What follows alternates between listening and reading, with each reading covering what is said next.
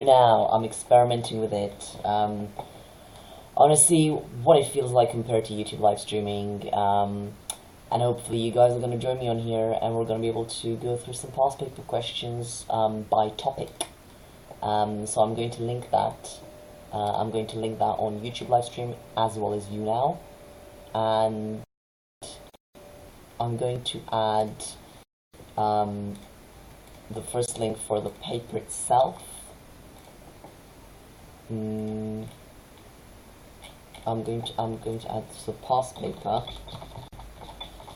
link and onto YouNow.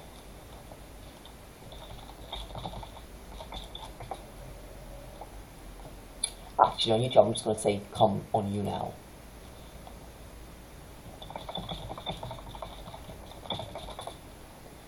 And then on YouNow, I'm going to actually also add the mark scheme.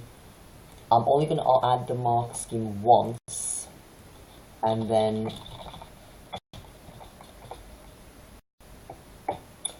just keep pasting the past paper throughout the chat, just so that it doesn't get moved down.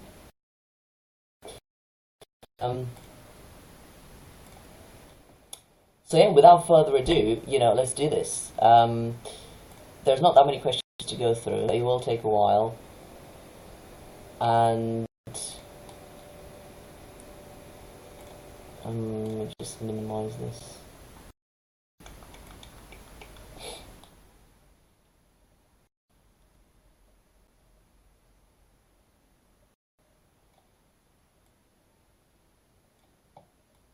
Put myself in a corner, just so I can see the chat primarily.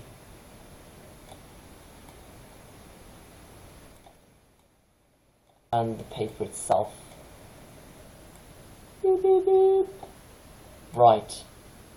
Okay. Hey Kusaka, how's it going? So just as always, feel free to comment throughout. I will go through the paper in the order of the questions. So if you look at the past paper, it actually says question sheet 1, 2, 3, etc. are questions. So I'm just going, I will have timestamps in the video, so that should be useful. Okay, let's do it. Oh. I keep mistaking the mark scheme for the past paper. Right. So question number 1.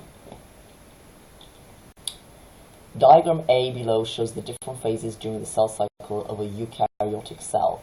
Diagram shows the amount of DNA present during the different phases. G1 and G2 represent the gap phases during which cell growth may occur. S is an intermediate phase. So you can see there's two diagrams. Essentially, diagram A is a pie chart of the cell cycle. So it's got mitosis followed by cytokinesis, gap 1, synthesis, which is what S stands for DNA synthesis, and finally gap 2. And then diagram B is a graph of time on the x-axis and DNA quantity in arbitrary units y-axis. Now, it's a bit unusual to have DNA in arbitrary, because in a research environment, you wouldn't. Hey, brah, it's Layla. How's it going? In a research environment, you wouldn't have arbitrary units for DNA, because that's just crazy. You would have a specific concentration in a working environment, because obviously DNA quantity is super tiny amounts. But for the purpose of thinking about the cell cycle in a very abstract way, you would use arbitrary units just to make it a bit more simple. So essentially, on the x-axis for time, it shows interphase followed by mitosis and then interphase again. And in terms of DNA quantity in arbitrary units, it starts off at 2 during gap 2, and then so it starts at 2 during interphase, which covers G1 and then S, and during S, of course, doubles, because that's what DNA is about. So it goes up to 4, and then just before the second interphase, just towards the end of mitosis, of course, it drops again and it halves again back to 2, because of course that's when the cell has divided again, and so it goes back to the original amount of DNA there. Alright, so the first question is, describe how the quantity of DNA in cells is increased during phase S. It's a bit of a weird question, because you'd think, how is the quantity of DNA increased? You might be very tempted, and you could be forgiven for thinking that you just have to say, oh, just it doubles, right? That's what happens. But if you notice, it's a 4-mark question, so you can't. It's a big question, but what they're actually looking for in the mark scheme, you can see as well, is that they want you to actually describe DNA replication. So for 4 marks, you have to talk about how the strands are unwinding and DNA polymerase adds new nucleotides, so that you end up with double the amount of DNA. Right. And the next question is, what will be the quantity of DNA? They're really phrased where they've come from. What will be the quantity of DNA in arbitrary units at the end of mitotic cell division? So of course at the end of division it would be back to the original amount. So that's 2 arbitrary units. And then how is the quantity of DNA returned to this level? And that's for 3 marks. So again, this is essentially asking for the events of anaphase, which is when the chromosomes are separated to opposite poles of the cell. So for 3 marks, you can mention the chromatid separation to the poles, mention that it's during anaphase, and then mention that the nuclear membranes then reform around the two new nuclei.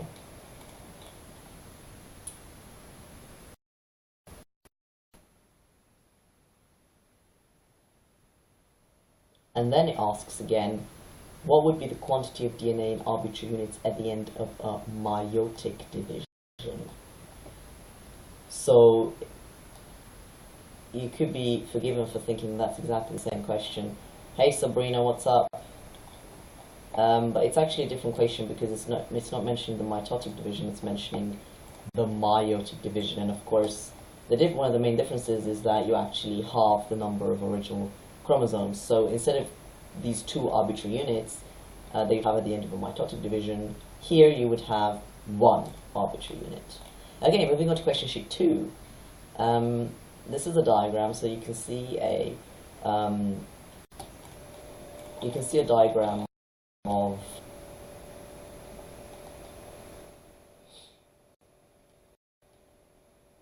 hey Jack Eagle. I actually have to copy the fact that it's a past paper, otherwise I don't know what it is. So question sheet 2. You've got a diagram of the chromosomes of a white blood cell from a mammal, and then in brackets, not human. So at first glance, it looks like a bit of a mess, but of course, there is some method to the madness, and essentially, it's a white blood cell from a mammal, so it's a somatic cell, so it's a diploid cell. So essentially, you've got 2 sets of, in this case, chromosomes here. So you've got the long chromosome, and there's 2 of them. You've got the small boomerang chromosome, and there's 2 of them. And then, of course, you've got an X chromosome, which is a larger boomerang, and then a dot-shaped Y chromosome. And then it asks you to draw the chromosome content for the same species of mammal, not the same individual, bear in mind, but just the same species, for an epithelial cell, which is also a somatic cell, like the white blood cell shown above. In which case, of course, you would draw exactly the same thing, and because it's not the same individual, you don't necessarily have to draw the X with the Y. you can replace the Y with another X, and that would still be acceptable. And then to draw the chromosomes for an egg cell. So this is a germ line. This is a germ cell instead of a somatic cell. So this is a haploid cell. So you wouldn't draw two sets of the 3 chromosomes. You'd only draw one set. So you draw one of the chromosomes and one of the little boomerang chromosomes, and then because it's an egg cell, you draw the X chromosome rather than the Y. And that's about it. What sex of the mammal did the above chromosomes come from? Explain your answer. Yeah, this question is a bit confusing because it makes it seem like it's asking it about the ones that you just drew, but it's actually referring to the original one that was given, which is of course X, Y, which would correspond to a male sex. So, right. Question sheet 3. I love it how we're moving really quickly with these sheets. Because in an exam paper, it can seem like it drags on for a really long time. But somebody,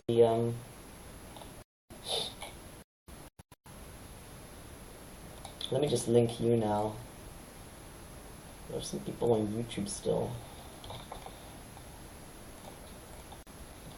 My UNOW link is just my name, so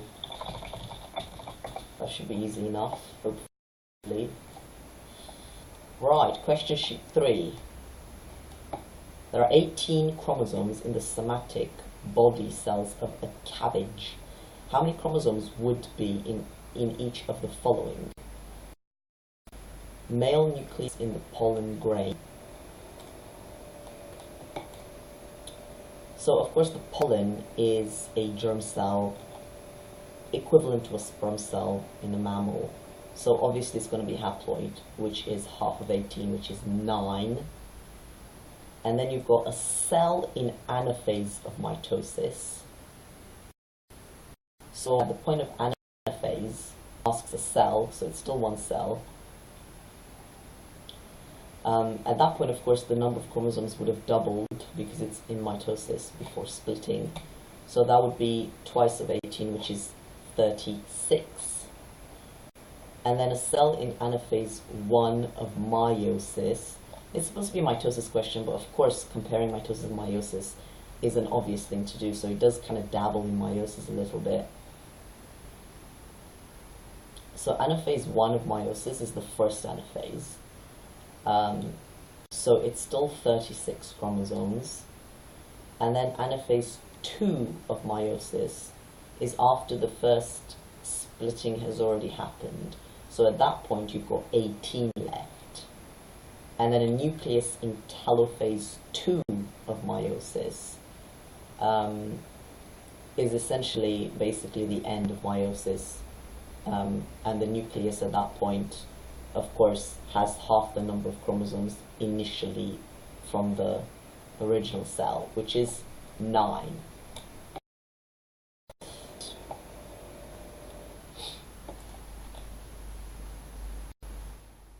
The diploid chromosome number of the radish is also 18 chromosomes.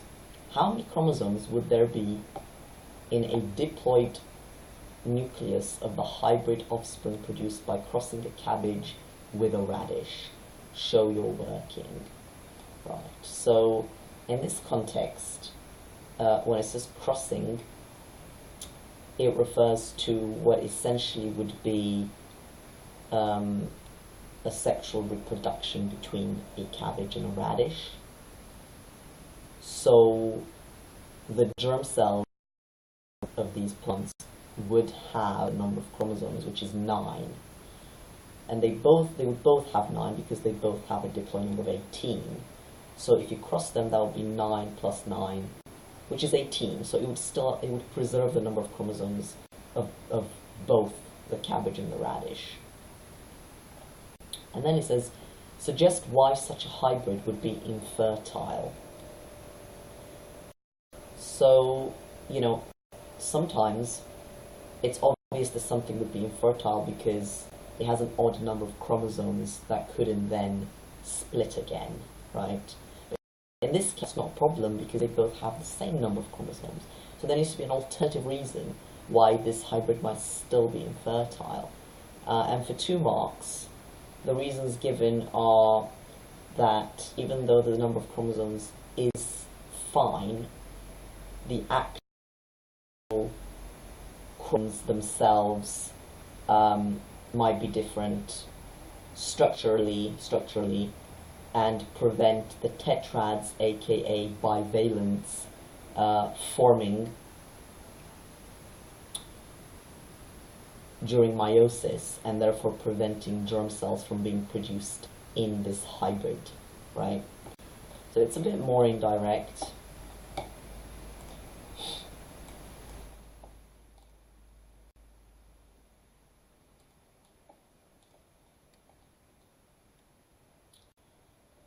Right. Cool.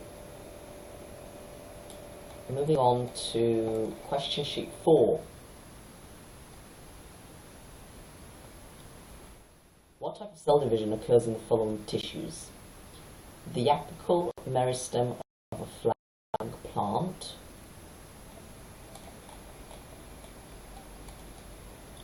so the apical meristem of a flowering plant is where the plant grows. So it's just good old-fashioned mitosis to increase the number of cells. Red bone marrow of a mammal, again, just making cells, so mitosis.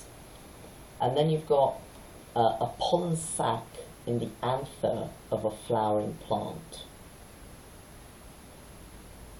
for which you have both mitosis and the embryo sac in the ovule of a flowering plant, which is on the same page as the previous one, having both mitosis and meiosis. And then finally the inner layer of a seminiferous tubule in a mammalian testis, which is just meiosis. And then mitosis is usually involved in producing diploid cells from diploid cells. However, there are examples in nature where it produces haploid cells from haploid cells. Give 2 such examples. This is a bit niche. Essentially, he wants to talk about alternating generations of some very basic plants like mosses and ferns, because what they do in alternating generations is essentially they have 2 forms of the individual. One that is diploid, producing gametophytes or sporophytes, and then one that is haploid, producing the haploid equivalent of the germ cells that gives rise to a haploid adult. And then those haploid germ cells come back together to produce another diploid organism. So in the Mark scheme, this is as germination of haploid spores to form gametophyte in mosses or liverworts, and growth of the haploid gametophyte in mosses or liverworts, or growth of fern gametophyte, or production of haploid gametes in fern gametophyte. So essentially part of this alternating generation situations of the basic plants, mosses and ferns. Right, question sheet 5.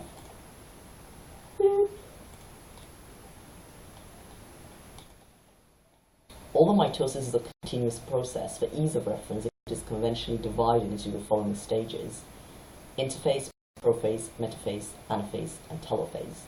Name the stages of mitosis during which the chromatids separate and move to the poles,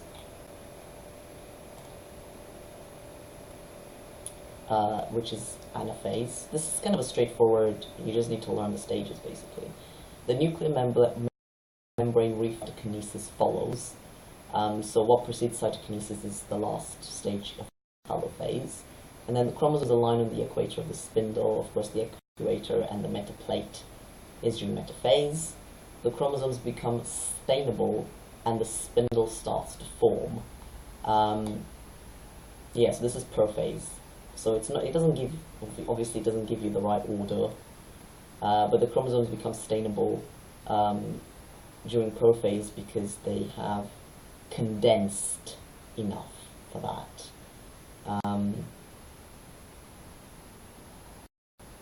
And of course, the spindle starts to form then as well. If the amount of DNA present in a cell at metaphase is 20 units, how much DNA will be present in each nucleus at prophase and immediately after telophase? So metaphase is after the DNA has been doubled. So at the start of prophase, obviously it's after the S phase, so the DNA is doubled then too. Therefore, the same amount, which is 20, and then immediately after telophase is after they've split. And notice it says how much will be present in each nucleus. At which point after telophase, it's appropriate to say that it's 10 units, right? So it's split.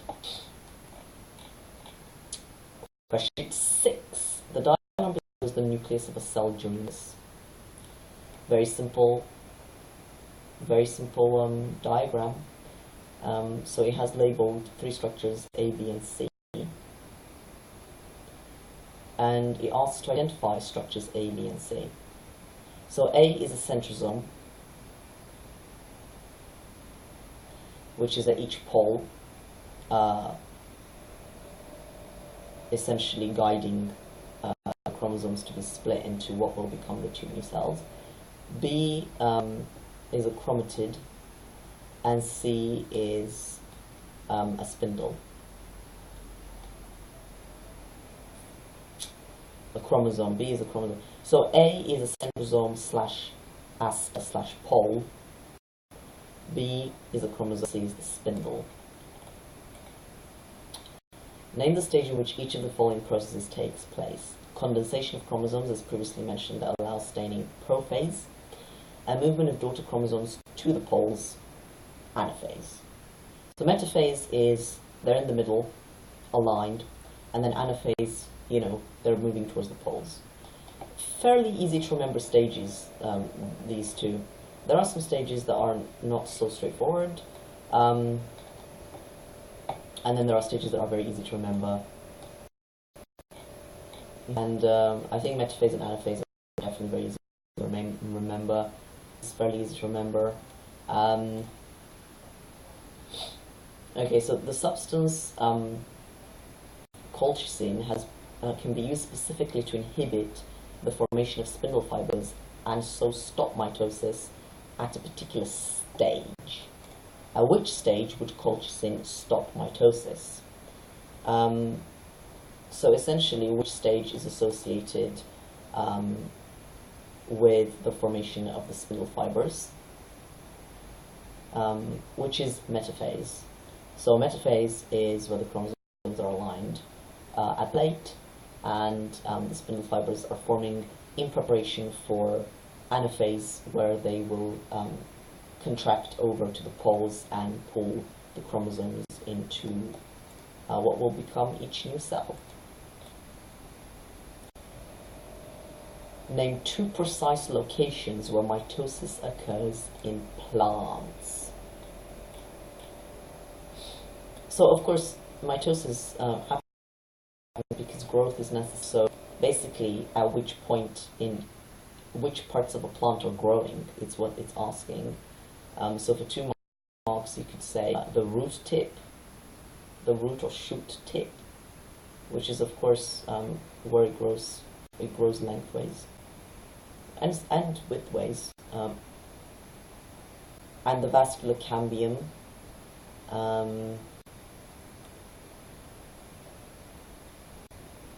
or the cork.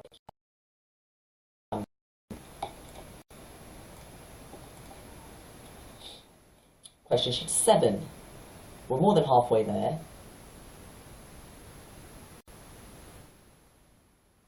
So, question sheet 7. The sequence of changes undergone by chromosomes during mitosis. 5 marks. So, it's kind of an easy question. Basically, anything that happens to chromosomes you can get a mark for, and every stage and everything that concerns the chromosomes. So for 5 marks, chronologically, you can start with them replicating to begin with. And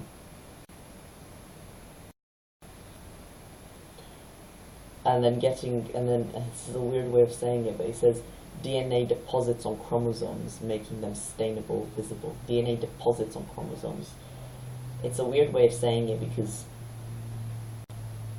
it's making it sound like the chromosomes are a separate entity from the DNA. But I think what it means is DNA arranges itself into what becomes the visible chromosome shape.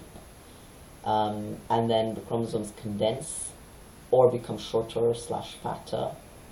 It's a bit of an awkward way of saying it. Condense is definitely the right way of saying it. Become attached to the spindle, complete replication. One set migrates to one pole and the other set to another, and then they just reverse back to their condition during interphase. Which is long and thin / unstainable / loose DNA. Again, a weird way of saying it because whether they're stainable is kind of not relevant to what is happening to them. But anyway, there you go. And it says you also get 1 mark if the sequence is correct. So if you were going to just write these things randomly as they come into your head, you wouldn't get that mark. So telling a story that is chronologically correct gets you that mark.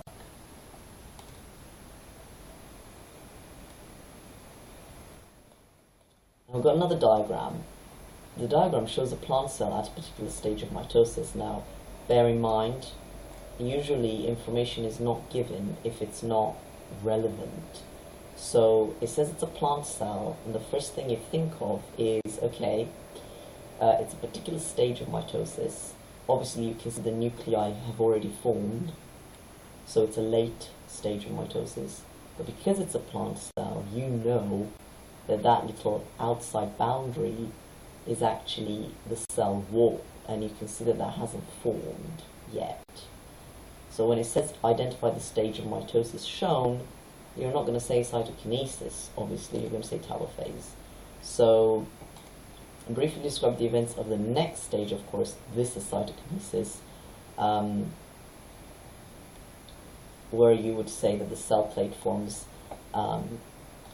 between the two nuclei, where the new cell wall was formed.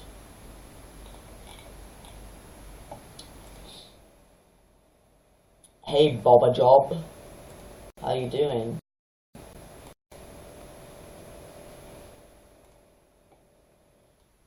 So question sheet 8, outline the function of each of the following in the process of mitosis. Not bad, tiger, you. Woo! I am a tiger, I know. I'm doing very well, thank you. Loving those glasses. Thank you, you're not the first. They are a hit. They're called London Retro, and some name that I can't remember. They're quite fashionable. Outline the function of each of the following in the process of mitosis. Centromere. This is one of those C words. Centromere, chromosome, chromatid, etc. You know, if you've got like those flash things, useful to kind of test yourself to make sure that you don't get them wrong. But essentially, the centromere, the centrosome, is the separate structure. It forms at the poles to pull the chromosomes, and then the centromere is, of course, part of the chromosomes where they are joined. So this is 2 marks. and it's got many points here. You know, it's where the chromatids join together to keep the position constant, or a point of attachment to the spindle, which is, I think, probably the main thing, and so that they're unable to separate, essentially. So basically keeping them together for spindle attachment.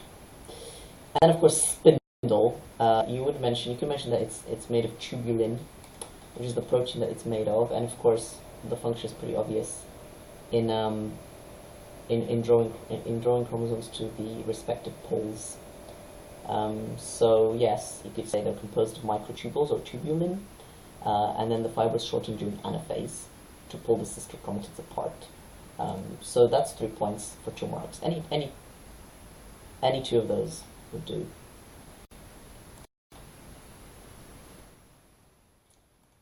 Outline the significance of meiosis in the process of gamete formation.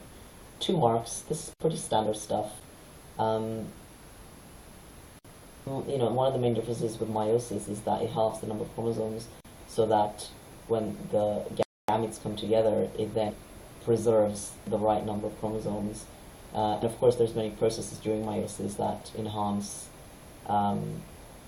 genetic diversity, which is kind of one of the big ones. So for 2 marks, you can say that it produces haploid cells from diploid cells, preserving the diplate when the gametes fuse. Random assortment gives genetic variation, or chiasmata give genetic variation. Question sheet 9. Explain why it is inappropriate to call interphase a resting stage. 3 marks. It's inappropriate to call interphase a resting stage. So essentially, it's inappropriate to call it a resting stage because the cell is still active and doing things. You could say that chromosome replication occurs in S phase. Obviously, that's an active process where DNA replication is very intense, and there's many processes going on to make sure that there's no errors. You know, this is kind of crucial. It's pretty intense. A lot of proteins take part in all these processes. Of course, synthesis of proteins takes place alongside that. Synthesis of ribosomal RNA, because of course ribosomes make the proteins, and mRNA and tRNA. So everything is very much happening. Organelles are produced. Basically everything is going on, right? So for 3 marks you can pick any of those things. And to show that interphase is not a resting stage, right? We've got another diagram. The diagram below represents the cell cycle. So we've just got a pie chart. The only labels here are A, B, C, D, E, F, and an arrow to show which stages follow which stages. And you have to identify stages A, C, E, and F. So I think the easy way to look at it is, of course, the very large phase is F. And that has to be interphase. It's not mitosis, so it's interphase. And then as part of the smaller section, you've got E, which is separate from A, B, C, D, which of course makes it cytokinesis. Therefore, E is prophase, right? Phase. B, C, so B would be metaphase, making C anaphase, making D telophase, and E cytokinesis. So yeah, that's pretty straightforward. Question sheet 10. The statements in the list below the table describe some of the stages of mitosis. Complete the table by writing in the correct statement with the appropriate stage. Hi Midnight Cutie, how you doing? So on one hand, it gives the stages as prophase, metaphase, anaphase, telophase, interphase, and cytokinesis. So that's the right order. Well, actually, no, it's not the right order, is it? It's not at all the right order. It's the right order. Well, it's almost the right order.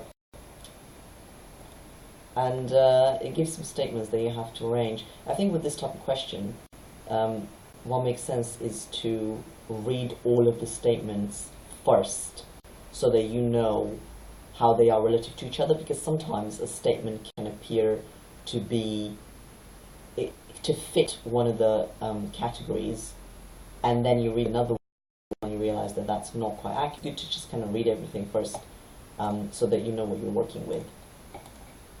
So we've got nuclear membranes reappear, chromosomes replicate except at their centromeres, division of the cytoplasm occurs, chromosomes become shorter and thicker, chromosomes attach to spindle ends at equator, and daughter chromosomes move to the poles.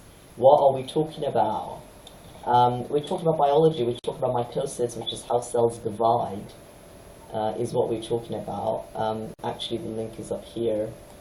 I'll just paste that again. I know, this is probably the nerdiest thing that you'll find on UNAM just about now. I suck at bio. How old are you? What level of biology are you doing?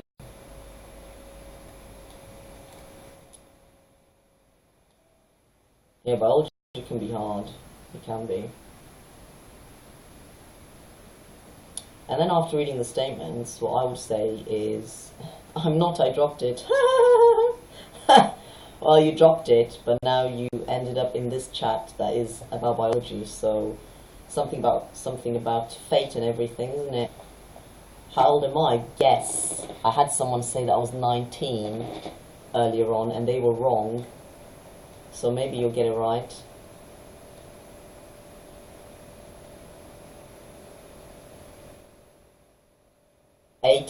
Even younger. I'm actually 25. I'm 25.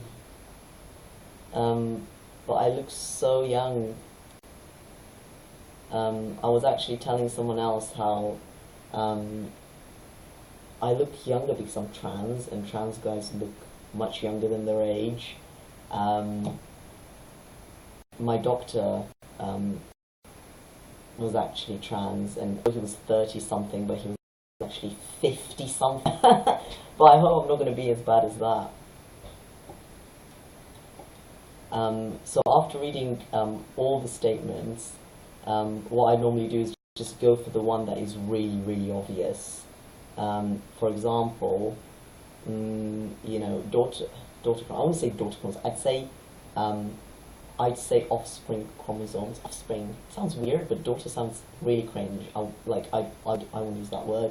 Offspring chromosomes move to the poles. So that's pretty straightforward. That's anaphase. And another really obvious one is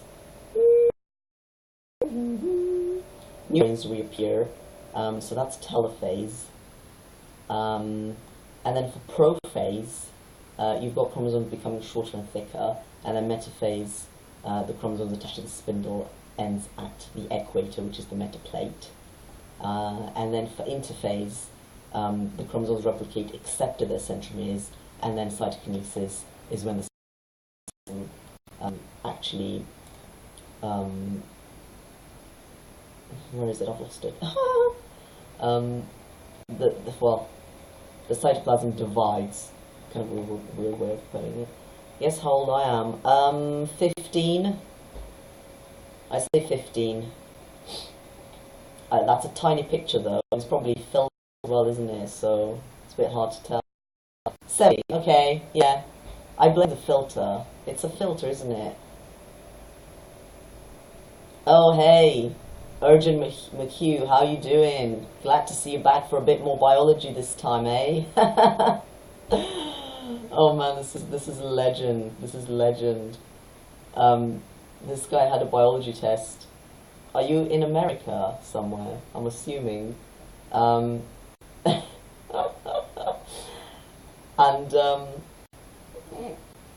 yeah, so Urgent McHugh had a test and was asking me the questions about biology to help cheat in the test, and it was just oh man. Am I? Are you what? Oh yes. I was talking about McHugh, but yeah, you too. Everyone, all together. Okay, the next question is, how does cytokinesis in plants differ from cytokinesis in animals? Obviously the cell wall is kind of the main thing, isn't it? So, also how it forms as a result of that. Obviously the cell wall in plants has to be built, whereas in animals that's not the case, and the division of the cytoplasm during cytokinesis happens by constriction, rather than, so it's kind of pulling away instead of putting something out there to be built into it. Are you from the US? No. New Zealand. That is so cool. New Zealand. So it's really late there, isn't it? Really late. Like really late, like midnight or something. Oh, is that why your name is Midnight Cutie? Oh, because that would be funny, wouldn't it? Like, my name would be Late Afternoon Ariane. Late Afternoon Cutie. Oh. Right. Oh my god. I see you now. It's really frustrating because I don't have to check 2 chats. 22. I measure your age by your knowledge. Well, so that's like, what, 3 years less than I actually am? Rafed, why are you not coming to you now?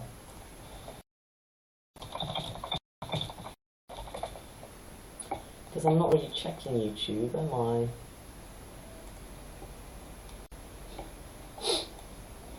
Right, so that's it. Okay, I think this might be the last one.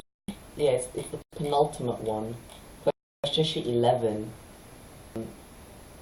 And the drawing below shows the animal cell nucleus at the anaphase stage of mitosis. So again, very simple, very simple. It gives you the phase, the stage, so it's anaphase. So you can see everything going on there. Briefly describe what you can see happening in this stage of mitosis. 4 marks. I love how it says briefly. Obviously 4 marks is reasonably big. So essentially you just have to put in the keywords relating to the chromosomes being pulled to the poles of the cell, which for 4 marks comes to the spindle fiber formation from the centrosomes and the chromosomes migrating to the poles, because the spindle fibers are contracting, and the spindle fibers are attached to the centromeres. So kind of describe every little part of that. You know, describe the centrosome and what it's doing, describe the spindle fibers and what they're doing, describe the centromere, and describe what the chromosomes are. Just about getting some keywords in, to be honest, because like when you look at it, it seems really simple. Like, yeah, they're just moving, like they're just splitting. What's the big deal? But if you want to be technical, and you have to be technical, then you kind of you look at every single thing and you try to give it context. In the space below, draw accurately the appearance of the same nucleus at the metaphase stage of mitosis. So at this point, the chromosomes will be joined and along the middle, and the spindle fibers would be there at the same length. I think they make a point about this. So you have 4 marks here to work with. No, sorry, 5. No, 3 marks. Yeah, you got 3 marks for this. So you draw 4 chromosomes um,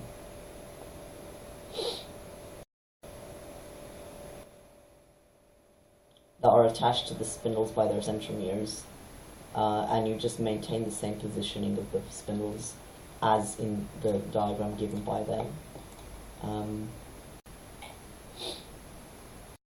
Yeah, drawing can be awkward to people, especially if you haven't got practice it. But I'd say just keep it simple. And then on the drawing, label a centromere and the centrosome, of course. And it says aster in brackets. So of course the centrosome / aster is the point at the poles from which the spindle fibers come from. And the centromere is of course what the spindle attaches to on the chromosomes. The little circle, essentially. Okay, we got to the end. We got to the end. It hasn't even taken that long. It's running on about 3/4 of an hour. So that's kind of what you'd expect.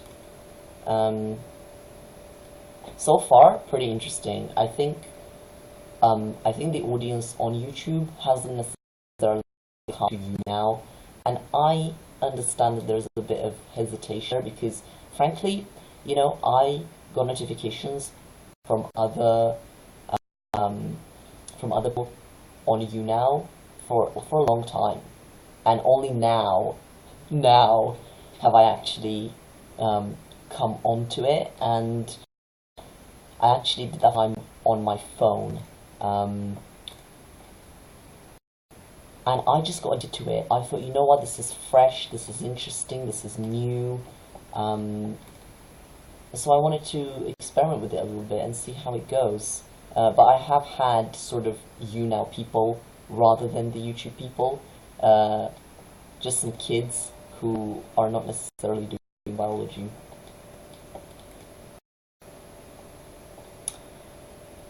On to the last question then. And of course YouNow has a square instead of a landscape shape. But I'll see what the playback looks like, and I'll continue experimenting with it, obviously. So question sheet 12, final one. Read through the following passage about mitosis, and then complete it by writing the most appropriate word or words in the spaces. This is really old school. This is almost like a game. It's almost fun, actually. I can't say I've ever got something like this in an actual exam. It is a bit simple. I don't know. So fill in the blanks, basically. In flowering plants, the process of mitosis is restricted to the apical meristems and to the buds or intercalary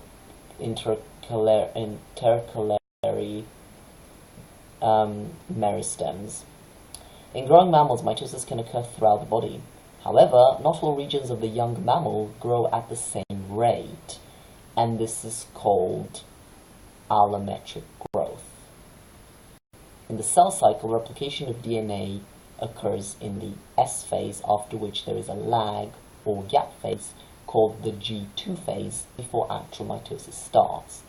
The chromosomes also replicate before the onset of mitosis, but this replication is not visible until the middle of the prophase stage. At this stage, each chromosome consists of 2 chromatids held together by a centromere. In the kangaroo, so random, there are 10 pairs of chromosomes. Now this is a trick question because of course it says 10 pairs, so basically 20 chromosomes. Thus in mitosis, an anaphase cell will contain double that, which is 40 chromosomes. You know, it tells you about pairs of chromosomes and then it asks you for number of chromosomes. So it's like when you have to convert units. So yeah, 10 pairs of chromosomes is 20 chromosomes. Therefore, anaphase will be 40 chromosomes. With migrating, although actually it does say, it does accept 40 or 20 pairs, but you'd have to add pairs in there. with migrating 20 to each pole, or 10 pairs to each pole. The daughter cells, therefore, have the diploid number of 2n equals 20. So it's trying to trick you there with the numbers, but if you just pay attention to the words, hopefully you should be doable. Hey, Jocelyn, how are you doing? You a fan of biology? Are you a fan of biology?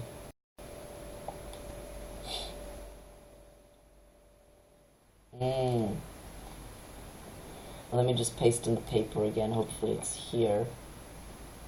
I think.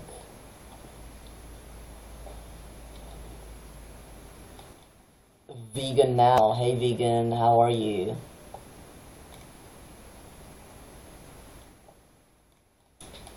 Yeah, I think it's quite easy to use you now, although having said that, if you're trying to install an app and everything a bit of time, you're good. You're a fan of biology. I'm a fan of biology, as you can tell. And then the final question, the drug colchicine, so it keeps coming back to this, is used in chromosome studies since it inhibits mitosis and metaphase when the chromosomes are most clearly visible. It does this by inhibiting spindle formation or by breaking down the spindle. Colchicine is produced by the roots of the autumn crocus, Colchicum autumnale, suggests an advantage to autumn crocus plants of producing colchicine 2 marks. So this is one of those think outside the box questions. Why would a plant produce something basically that is a toxin to inhibit mitosis, which of course it needs for itself? Well, of course, to hinder the enemy. So perhaps to inhibit the growth of competitors by releasing colchicine. So for 2 marks you can say it can secrete or release colchicine into surrounding soil to inhibit mitosis and growth of nearby plants or inhibit the germination of seeds, reduce competition, and perhaps reference to the autumn crocus being an aggressive plant. Yeah, you could say it's an aggressive plant. Aggressive plant, that's funny. It's an evil aggressive plant. Anyway, so that's it. So actually the paper and the mark scheme are freely available through a website called medicmind.co.uk, which is obviously mainly for medical students, medical applicants, but it does happen to have these past papers and mark schemes for a few subjects, including biology. So that's quite helpful. Organized by topic, which is one of the things that I had demands for, to go through past paper questions ordered by topic. This has been mitosis with a splash of meiosis for good measure, and I'm glad I got to do it. I tried a few times, it didn't quite work. Hey Grace Face, how are you? How's it going? Not losing our mind just yet? Hanging on? Excellent. Woohoo! Oh man, my eye. Right. Okay. Thanks for watching and see you next time. Bye!